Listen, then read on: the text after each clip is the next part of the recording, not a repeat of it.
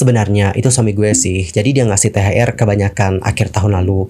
Kemudian Harvey menginstruksikan nih kepada para pemilik smelter tersebut untuk mengeluarkan keuntungan bagi Harvey maupun para tersangka lain yang telah ditahan sebelumnya. Hi everyone, I'm Mr. Kim. Welcome back to my YouTube channel. Guys yang lagi nonton, bagaimanakah kabarnya hari ini? Apakah dalam kondisi yang baik-baik saja? Atau mungkin ada dari teman-teman yang lagi dalam kondisi enggak baik-baik aja nih? Entah itu dikarenakan lagi sakit, lagi galau, atau lagi banyak banget masalahnya nih. Apapun itu, tetap semangat ya guys, don't give up. Well, dalam video kali ini kita bakal bahas tentang bagaimana sosok suami dari Sandra Dewi, yaitu Harvey Moise. Yang mana baru-baru ini dia itu ditetapkan menjadi tersangka korupsi timah. Lantas siapakah sosok Harvey Moise? Yuk mari kita kulik bareng-bareng. Harvey Moise yang lahir pada tanggal 30 November 1985 adalah seorang pengusaha batubara. Dilansir dari situs Asosiasi Pertambangan Batubara Indonesia, Harvey merupakan Presiden Komisaris PT Multi Harapan Utama. Perusahaan pertambangan batubara itu beroperasi di Kabupaten Kutai Kartanegara dan Kota Samarinda, Kalimantan Timur. Di pasta domestik, batubara Multi Harapan Utama itu banyak digunakan untuk pembangkit listrik, pabrik, dan perusahaan manufaktur. Sebagian besar batubara Multi Harapan Utama juga diekspor nih ke sejumlah negara.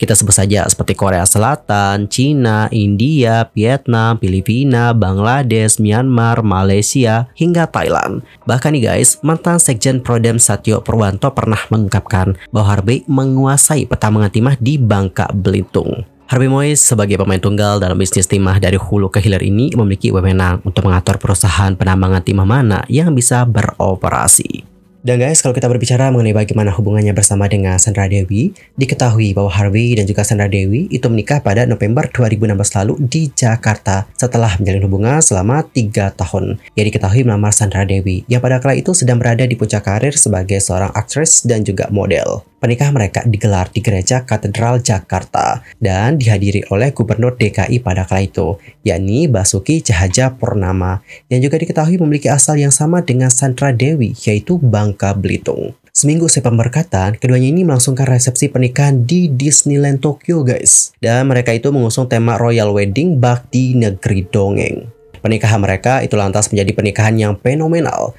Selain dikenakan bagaimana konsepnya yang mungkin ini juga menjadi impian bagi banyak wanita-wanita di luar sana ya. Netizen itu juga banyak yang memikirkan berapa sih budget yang dikeluarkan untuk menggelar pesta pernikahan se-wow itu. Dan guys, dalam artikel yang sudah diterbitkan oleh Hops.id disebutkan bahwa untuk Sandra Dewi sendiri saat dikonfirmasi itu tidak mau menyebutkan angka secara pasti soal berapa sih budget yang dikeluarkan untuk menggelar pesta pernikahan tersebut. Seperti yang dilansir dari tayangan YouTube Cumi Cumi pada hari Kamis tanggal 28 Maret 2024 yang lalu, Sandra Dewi mengatakan seperti ini guys. Soal budget saya nggak mau jawab berapa ya, tapi memang saya waktu dengar biayanya saya cuma berdoa karena dia yang mau mewujudkan semua impian saya dan kebetulan Tuhan kasih pas banget angkanya sama seperti biaya pernikahan kita.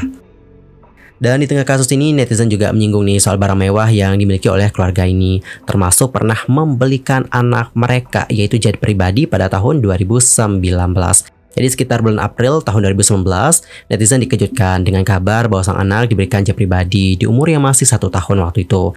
Hal ini diketahui dari sebuah unggahan kerabatnya Sandra Dewi dan Harvey Moise yang bernama Benyamin Ratu. Nah, Benyamin Ratu ini memperlihatkan bagaimana Harvey yang lagi duduk nih di dalam jet bersama dengan kerabat lainnya. Unggahan itu lantas menjelaskan bahwa jet pribadi itu baru saja mendarat nih di Bandar Udara Halim Perdana Kusuma pada hari Senin tanggal 25 Maret 2019. Benyamin Ratu lantas mengucapkan selamat dan juga berharap bahwa jet pribadi itu dapat memberikan manfaat bagi keluarganya Harvey Moise. Dan guys, meskipun banyak publik yang sudah tahu bahwa Harvey dan juga Sandra Dewi ini kan kaya banget ya, keluarga ini itu tidak pernah memamerkan bagaimana kekayaan mereka. Netizen lantas menilai bahwa mereka selama ini terlihat ya sederhana-sederhana saja, tidak terlalu berlebihan. Sehingga ada yang berpendapat nih bahwa mereka itu adalah old money atau sudah kaya dari dulu guys, bukan orang kaya baru. Dan seperti yang aku lansir dari inews.id, ternyata hal itu memang benar nih guys adanya. Kekayaan itu ternyata telah dirasakan oleh Harvey Moise sejak dahulu. Keluarganya diketahui sangatlah berada nih guys. Namun saat ini dikabarkan bahwa ayahnya yang bernama Hayong Moise itu sudah meninggal dunia dan kini hanya tinggal sang ibunda yang bernama Irma Silviani. Adapun Harvey sendiri diketahui tidak memiliki sosial media nih guys, sehingga sebagian besar publik mengetahui kehidupannya dari unggahan sang istri. Dan biasanya untuk Sandra Dewi itu mengunggah momen kebersamaan antara Harvey Moise dan juga anak-anaknya. Sebagai seorang ayah, Harvey juga terlihat nih kerap kali menemani aktivitas anaknya. Dia memainkan peran ayah yang sangat baik untuk anaknya, sehingga keduanya merasakan cinta yang utuh dari orang tuanya. Adapun Harvey Moise itu tidak hanya dikenal baik kepada istri, anak, dan juga keluarga yang lain, tapi dia juga dikenal baik nih guys kepada karyawan-karyawannya. Bahkan ya guys, pernah lo viral ketika Sandra Dewi menceritakan ada ART mereka yang enggan lagi bekerja nih lantaran bonus hari raya yang diberikan oleh sang suami itu besar. Hal itu diungkapkan oleh Sandra Dewi ketika dirinya itu diwawancari oleh Fitri Tropika. Pada kala itu Fitrop nanya kayak gini guys, kalian itu pernah nggak sih ditinggal sama mbak di rumah, ditinggal babysitter di rumah? Itu biasanya kasusnya macam-macam, kata Fitrop nih sebagai presenter. Dan setelah itu Sandra Dewi menceritakan bagaimana awal mula kejadian ART-nya pergi akibat gaji yang tidak sesuai. Pasalnya, sang suami itu memberikan THR yang terlalu banyak saat memberikan gaji kepada sang asisten rumah tangga. Lebih lanjut, Sandra Dewi menceritakan seperti ini. Sebenarnya itu suami gue sih, jadi dia ngasih THR kebanyakan akhir tahun lalu. Mungkin karena suster merasa sudah cukup nih ya, nggak balik lagi. Bu, sudah cukup buat setahun. Ia pun lantas membacakan bagaimana pesan singkat yang dikirim oleh ART yang rupanya mengucapkan terima kasih karena sudah diberikan bonus. Kurang lebih seperti inilah bagaimana ucap Sandra Dewi pada kala itu. Bu, terima kasih ya sudah baik sama saya selama ini. Makasih juga nih buat bonusnya. Suami saya bilang sudah cukup nih untuk setahun ini. Istri dari Harvey Moise itu lantas menceritakan bahwa sang ART selama ini sangat baik nih guys, sehingga mereka merasa perlu nih memberikan bonus yang besar kepada sang ART. Well guys, jadi seperti itulah bagaimana informasi mengenai Harvey Moise yang merupakan suaminya Sandra Dewi. Lantas, apakah yang terjadi dengannya? Nah guys, seperti yang dilansir dari CNBC Indonesia, Kejaksaan Agung itu telah menetapkan satu orang tersangka baru nih dalam dugaan tindak pidana korupsi dalam tata niaga komoditas timah wilayah izin usaha pertambangan PT Timah Tbk tahun 2015 sampai dengan 2022.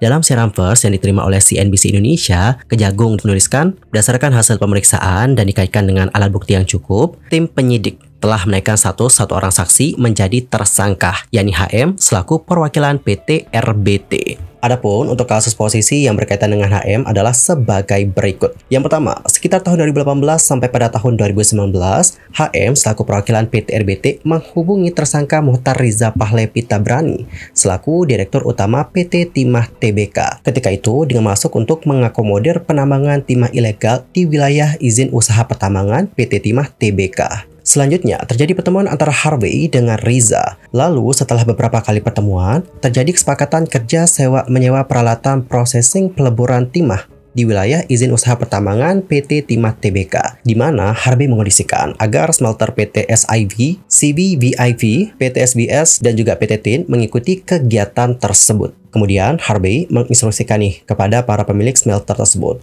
untuk mengeluarkan keuntungan bagi Harvey maupun para tersangka lain yang telah ditahan sebelumnya dengan dalih dana corporate social responsibility kepada Harvey melalui PT QSI yang difasilitasi oleh tersangka HLN. Adapun pasal yang disangkakan kepada Harvey adalah pasal 2 ayat 1 dan pasal 3 Jo, pasal 18 Undang-Undang Republik Indonesia nomor 31 tahun 1999 sebagaimana diubah dan ditambah dengan Undang-Undang nomor 20 tahun 2001 Jo, Undang-Undang Republik Indonesia nomor 31 tahun 1999 tentang perubahan atas Undang-Undang Republik Indonesia nomor 31 tahun 1999 tentang pemberantasan tindak pidana korupsi Jo, pasal 55 ayat 1 ke 1 KUHP. Selanjutnya, Harvey ditahan di Rumah Tahanan Negara Salemba Cabang Kejaksaan Negeri Jakarta Selatan selama 20 hari ke depan, terhitung mulai tanggal 27 Maret 2024 sampai dengan 15 April 2024. Well guys, jadi seperti itulah yang terjadi dengan Harvey Moise. Dan guys, setelah mendengarkan berita yang satu ini, bagaimanakah reaksi kalian? Nanti langsung aja sampaikan di kolom komentar. Anyway, cukup sekian untuk hari ini. Ami Sulki pamit dan aku juga mohon maaf jika ada kesalahan, baik itu dalam ucapan, sikap, tindakan, dan maybe ada kesalahan informasi, aku mohon koreksi ya dari kalian semua. Sampai jumpa dan selamat beraktivitas semuanya. Goodbye.